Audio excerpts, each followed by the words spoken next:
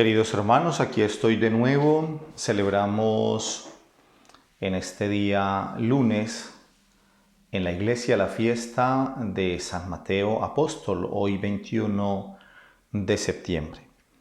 Y el Evangelio que vamos a escuchar es tomado de Mateo, Evangelio según San Mateo, en el capítulo 9, versículos del 9 al 13. Cuando se iba de allí, al pasar vio Jesús a un hombre llamado Mateo sentado en el despacho de impuestos y le dijo: «Sígueme». Él se levantó y le siguió.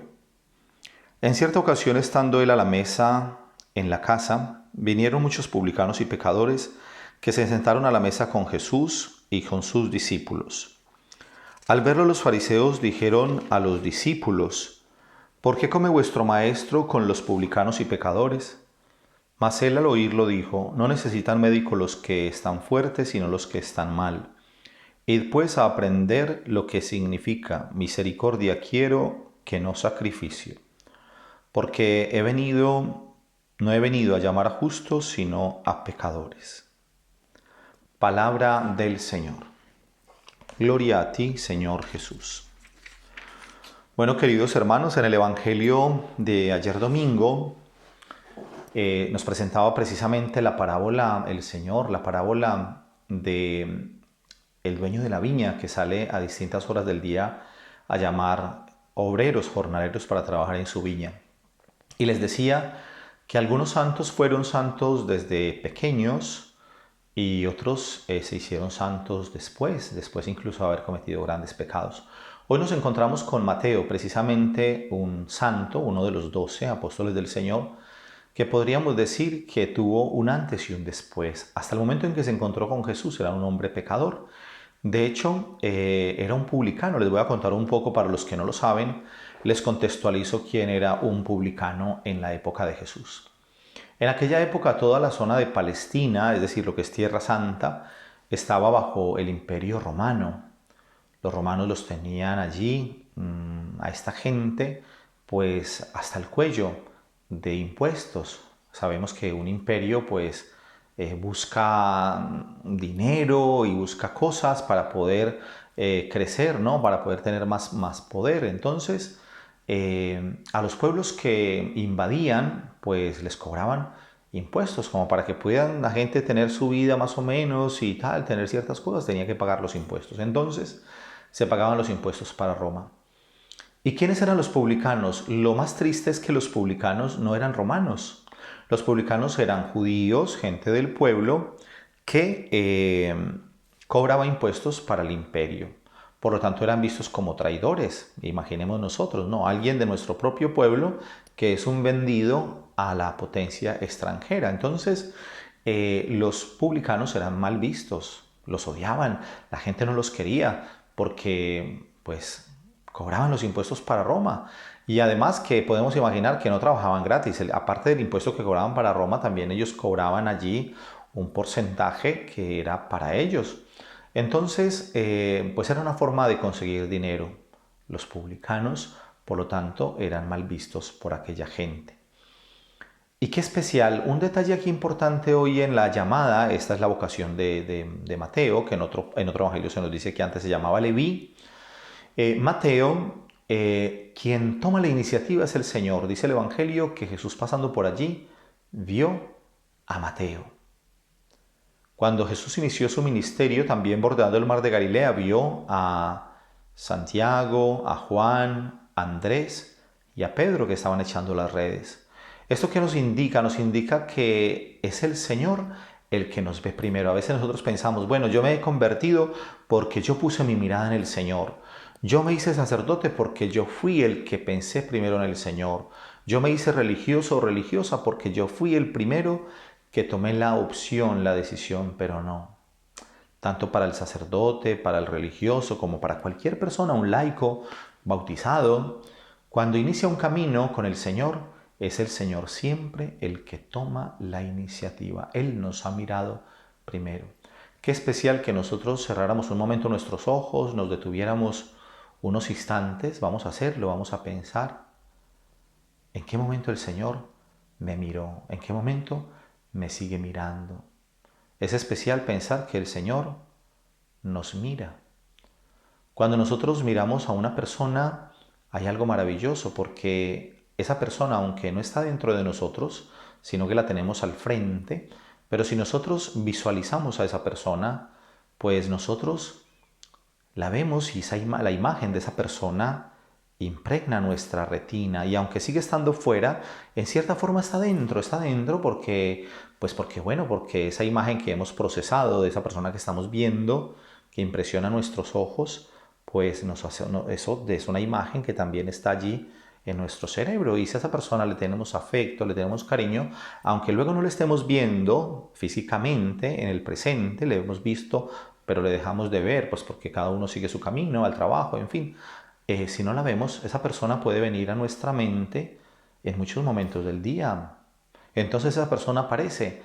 No la vemos físicamente, pero ahí tenemos esa imagen, ese recuerdo, esa imagen en nuestra cabeza, en nuestro cerebro, ¿no? Y qué especial. Y entonces poder evocar y nos da alegría pensar en esas personas que queremos, que son importantes para nosotros, incluso rezamos por ellas, bueno, en fin, entonces qué especial poder pensar que el Señor nos mira, sentirse mirados, ¿no?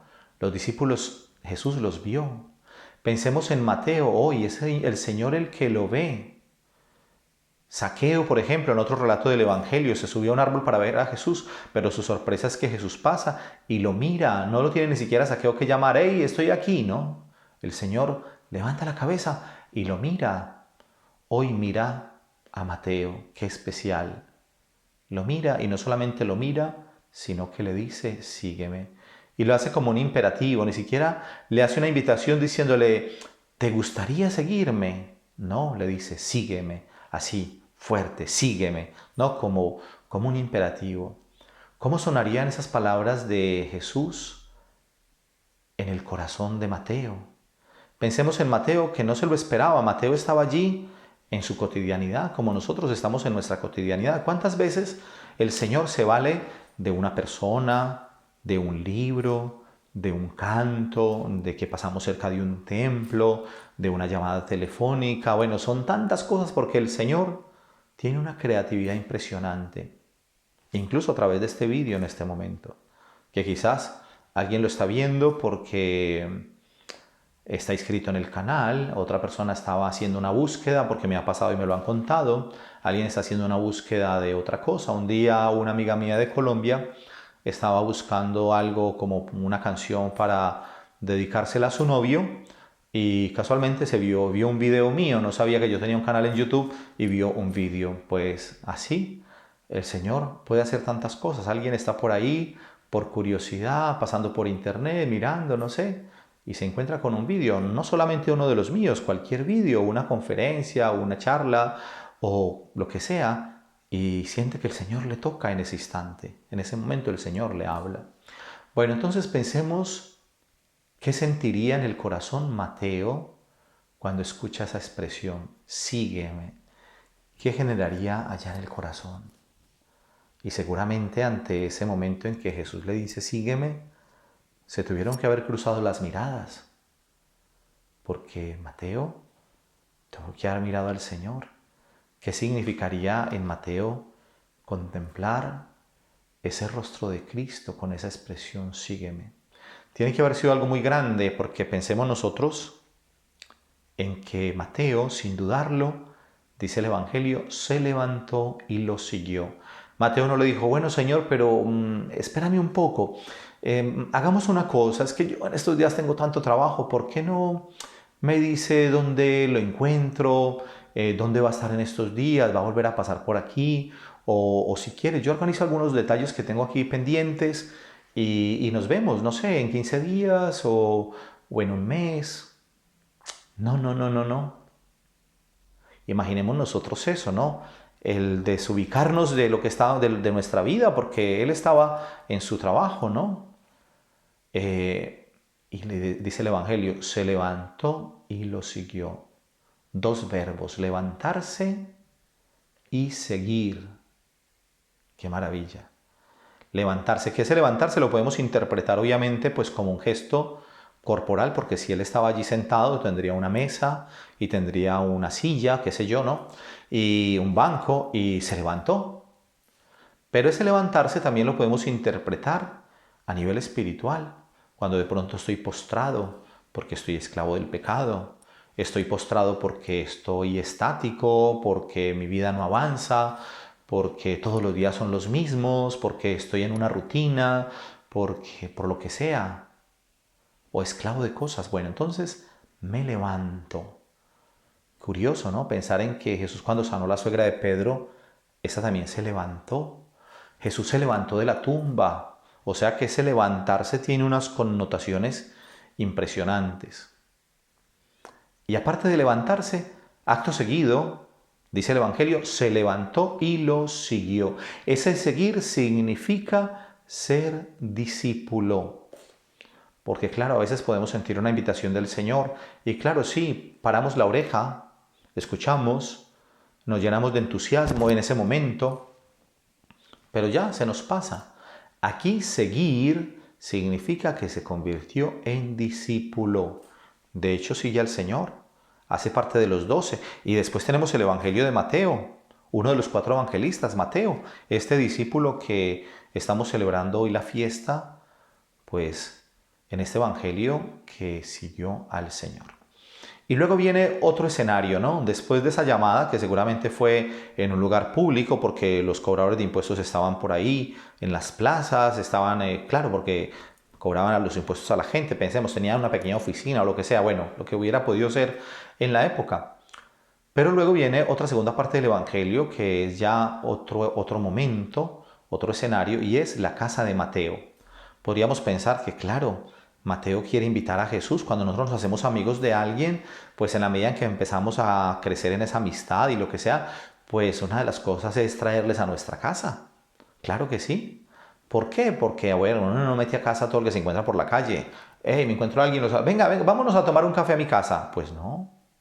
Para eso hay un proceso, hay un camino. Cuando hay amistad, confianza, cariño, afecto, pues entonces empezamos a abrir poco a poco la vida y entonces un día abrimos las puertas de nuestra casa. Pues Mateo invitó a Jesús a casa. Y estaban allí comiendo y nos da un detalle el Evangelio, que habían allí también otros publicanos y pecadores. Y como no podían faltar, también estaban los fariseos que en la época de Jesús eran los buenos, entre comillas, es decir, los cumplidores, los que se sabían de memoria las normas, la ley, los que despreciaban en cierta forma a los demás, porque recordamos la parábola del fariseo y el publicano. Señor, yo te doy gracias porque no soy como ese, sacaba pecho el publicano, ¿no? Allá en el templo. Yo no soy como ese, yo ayuno 2 veces a la semana, doy la 10ª parte de lo que me gano, no soy como los demás que son ladrones. Claro, el fariseo. Por eso la palabra se ha acuñado también como el hipócrita, ¿no? El que se cree más bueno, el mejor, el que descalifica a todo el mundo.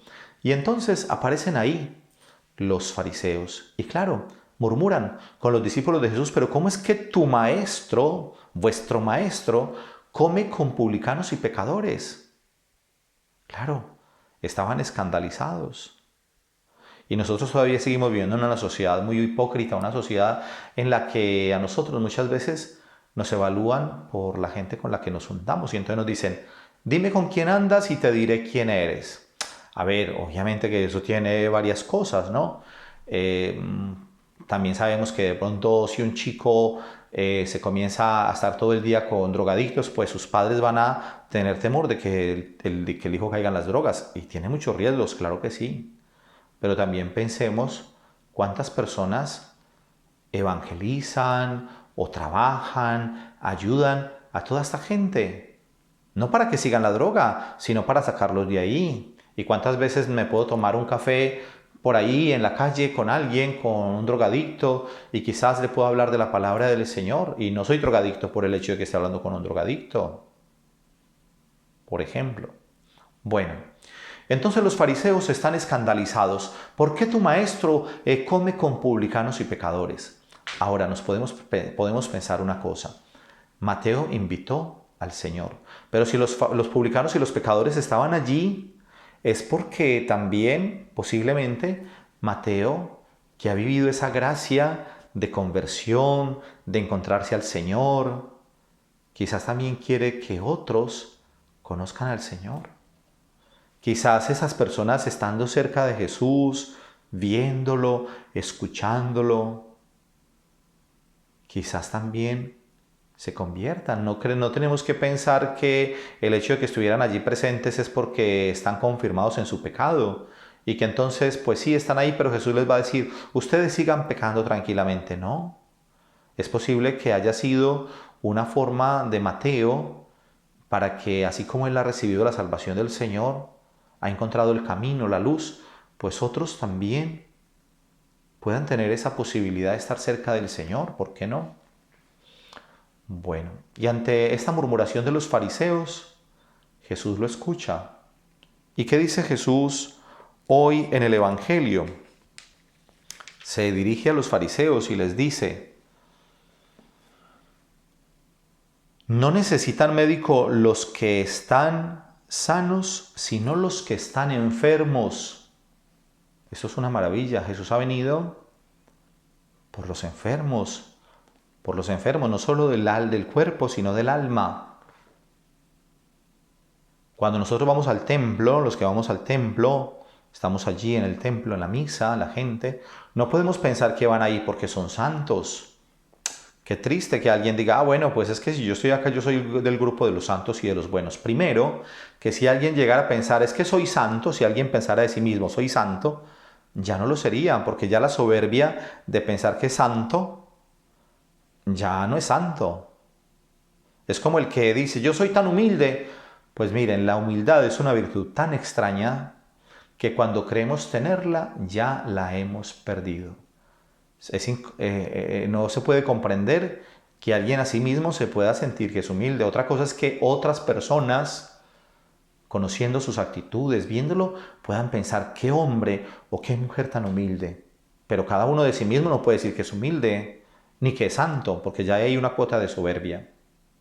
Entonces, estamos aquí cuando vamos a misa, por ejemplo, y cuando rezamos, porque somos pecadores, porque necesitamos de la gracia del Señor. Por eso Jesús dice claramente, el que se justifica a sí mismo, ya no necesita nada. O sea, es decir, el que se justifica, el que se cree bueno, ya se cierra él mismo la posibilidad de mejorar. Cuando nosotros creemos que somos buenos, perfectos, que no las sabemos todas, que nadie nos puede contradecir, que yo tengo la razón, que la vida es como yo la veo, pues esa persona ya no tiene nada que aprender, ni nada para crecer, ni nada para mejorar. Pero en cambio, cuando yo reconozco que todos los días puedo aprender algo nuevo, cuando yo reconozco que soy frágil, que soy pecador, pues en esa medida me abro a la gracia del Señor y tengo la posibilidad de mejorar cada día, de aprender del Señor a través de su palabra, de los hermanos. Entonces Jesús nos dice, se lo dice a los fariseos, no necesitan médico los que están enfermos, los que están sanos, sino los que están enfermos. Y luego les dice, vayan, les dice, id, pues a aprender qué significa misericordia quiero, que no sacrificio. Ojo, se nos puede convertir a nosotros sin darnos cuenta nuestras prácticas en sacrificios de rituales vacíos. A ver, la iglesia tiene prácticas muy bellas como el ayuno, la limosna y obviamente el Señor nos dice negarnos a nosotros mismos. Entonces, a ver, que la penitencia y todas estas cosas no es que tengamos que decir no sirven para nada. El Señor no quiere que nosotros hagamos sacrificios. No está diciendo eso el Señor. Lo que el Señor está diciendo es que debe existir una coherencia entre aquello que tú celebras, por ejemplo la misa, el rito de la Santa Misa, si haces un ayuno, que eso vaya en coherencia, es decir, concuerde, ¿no? Entre lo que tú haces en esos gestos y la vida concreta, la vida real. Porque si vienes a misa y después sales y estás despellejando a tus vecinos y hablando mal y criticando a todo el mundo y con rencores y con cosas, pues de poco te sirve, de poco te sirve. Entonces eso es lo que nos pide el Señor, la coherencia entre lo que hablamos y lo que hacemos, lo que profesamos, lo que decimos creer. Entonces ahí es donde el Señor no quiere ese tipo de sacrificios. de gente que sí, que se preocupa muy bien por las cosas y que el templo esté muy bonito y que la celebración sea perfecta, la liturgia. Bien, ¿hay que cuidar eso? Sí, pero sin descuidar lo otro, nos dice claramente el Señor. Porque de lo contrario entonces todo eso se cae en ritualismos vacíos. Entonces el Señor quiere no que dejemos de hacer esas cosas que nos pide la iglesia, que nos ayudan a nosotros también a crecer y el sacrificio y todo, pero la misericordia por encima. Porque cuando no hay misericordia, pues todo eso otro pues pierde su sentido, ¿no? Se viene abajo. Y finaliza el Evangelio diciendo, porque no he venido a llamar a justos, sino a pecadores. Es decir, que si tú te crees pecador, si tú te crees necesitado de la misericordia del Señor, pues Jesús ha venido por ti y te da tu gracia, su gracia.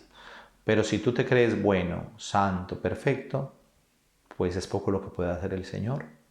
Porque aunque te ame, si eres tan bueno, si no tienes defectos, si te crees santo, pues hay poco que hacer, porque el Señor respeta profundamente tu libertad.